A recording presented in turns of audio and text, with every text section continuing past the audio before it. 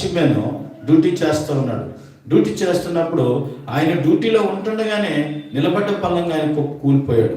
చూసారా, రాత్రి వేళ డ్యూటీ చేస్తున్నటువంటి ఆయన అక్కడికక్కడే మరణించాడు. కనుక దేవుని ప్రియమైన బిడ్డల చూడండి, మనిషి జీవితంలో మనం అనుకుంటాం ఏమి కావాలా అని అనుకుంటాం, కానీ మనం ఏ మార్గంలో ఉన్నామా అనేటువంటిది కూడా దేవుడు మనల్ని మరి ఎప్పుడు కూడా అడుగుతూ ఉంటాడు. మొదటి సామెల గ్రంథంలో ఒకసారి మనం చూద్దాం. మొదటి సామెల గ్రంథం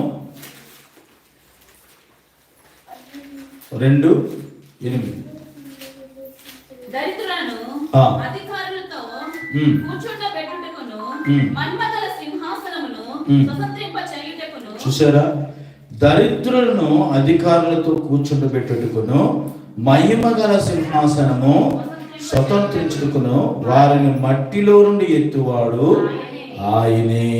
హల్లెలూయా, దేవునికి స్తోత్రం. కనుక దేవుని ప్రియమైన బిడ్డరా, దరిద్రులు ప్రార్థన ఆయన నిరాకరించనని దేవుడు చెప్పాడు కదండి. కనుక ఈ బాధల్లో ఉన్నవారు ఏమండి, ఈ కీడిల్లో ఉన్నవాళ్ళు, ఇబ్బందుల్లో ఉన్నవాళ్ళు ఎవరంటే దీన స్థితిలో ఉన్నటువంటి వారిని దేవుడు మరి ఒకరోజు ఎలాగట మట్టిలో నుంచి ఆయన ఎత్తుతారట. చూడండి, అందుకే అన్నాడు కదా ఆయన ఏమని, కుమ్మరిని చేసేవాడిని నేనే, కమ్మరిని చేసేవాడిని కూడా నేనే అన్నాడు కదండి దేవుడు. మరి మట్టిలో నుంచి ఎత్తేటువంటి ఆ శక్తి ఎవరికైనా ఉంది ఈ భూమి మీద?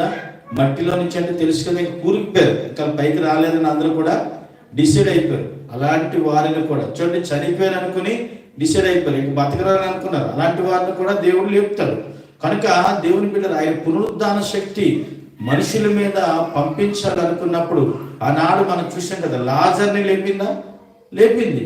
ఎందుకు? మరణించాలని అనుకున్నారు, కానీ ఆయన శక్తి ఏం చేసింది? ఆయన ప్రార్థన ఏం చేసింది? ఆయన మాట వింటే చనిపోయిన లాజరు కూడా బ్రతికి వచ్చాడు. హల్లెలూయా. కనుక దేవుని బిడ్డరా, ఆయన మట్టిలో నుండి కూడా ఎత్తువాడు. మట్టిలోకి వెళ్ళిపోయి లాజరు, ఇంక అందరూ డిసైడ్ అయిపోయారు, కానీ దేవుడు స్వరం ఏం చేసింది? ఆయన్ని లేపింది. కనుక దేవుని బిడ్డ చూడండి, ఆయన మహిమ గల సింహాసనము స్వతంత్రించుకోవడానికట మట్టిలోని దేవుడు ఎత్తుతాడు. హల్లెలూయా. కనుక చూడండి, ఆయన యెహోవా దారిద్ర్యమును ఐశ్వర్యమును కలుగు చేయవాడు. 7వ వచనం చదవండి. ఐశ్వర్యమును కలుగు చేయవాడు. కనుక దేవుడు గర్వపడ్డం అనుకోండి, దారిద్ర్యాన్ని పంపిస్తాడు. ఆయన దర్శింపడి ఆయన విశ్వాసంలో మనం ముందు ఉన్నాం అనుకోండి, ఆయనలో ముందుకు సాగుతున్నాం అనుకోండి, దేవుడు ఏం చేస్తాడు? వెంటనే ఐశ్వర్యాన్ని పంపిస్తాడు. అది మన ప్రవర్తన బట్టి కదండి. నోరు మంచిదైతే ఊరు మంచిది అవుతుందని లోకసంతటి ఉంది కదండి. కనుక మన ప్రవర్తన, మన మాట తీరు, మనల్ని విశ్లేషిస్తూ ఉంటారు. మన చుట్టూ ఉన్నవారు ఎప్పుడు కూడా మనల్ని విశ్లేషిస్తూ ఉంటారు, మనల్ని గమనిస్తూ ఉంటారు, ఏమండి, మనల్ని ఎప్పుడు పరిశీలిస్తూ ఉంటారు. కనుక దేవుని బిడ్డగా ఆయన మరి దారిద్ర్యమును ఐశ్వర్యమును కూడా ఒక ఆయనట చక్కగా మరి ప్రార్థన చేసుకోవడానికి చర్చికి వెళ్ళి బయట నుంచి ప్రార్థన చేసుకుంటూ ఉన్నాడట. ప్రార్థన చేసుకుంటున్నా ఆయన అంటున్నాడట, ప్రభువా నాకు మంచి షూ లేదు, మంచి షూ కావాలి ప్రభువా అని చెప్పి ఆయన ప్రార్థన చేసుకుంటున్నాడు. ఏమండి, ఇంకొక ఆయన వచ్చాడట, పక్కనే నిలబడి ప్రార్థన చేసుకున్నాడట. కీర్తన బుక్ బైబిల్ సంకలెట్టుకొని, ప్రభువా నా కాలు లేకపోయినా పర్వాలేదు, నీ చర్చికి నన్ను నడిపించవయ్యా, అందుని బట్టి నీ కృతజ్ఞతాస్తుతులు చెల్లించుకుంటానని చెప్పి ఆయన ప్రార్థన చేసుకున్నాడు. దేవునికి స్తోత్రం. చూసారా, ఇక్కడ ఏముంది? 2 కనిపిస్తున్నాయి. ఒకటి దరిద్రం ఉంది, రెండోది ఐశ్వర్యం. ఐశ్వర్యం ఉన్నవాడు ఏమంటున్నాడు?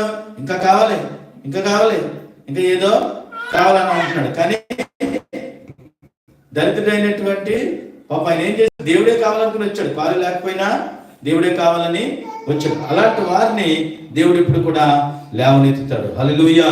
కనుక ఇంకో మాట, కృంగ చేయువాడిని లేవనెత్తువాడు ఆయనే. కృంగిపోయినటువంటి వారిని కూడా దేవుడు ఏం చేస్తాడు?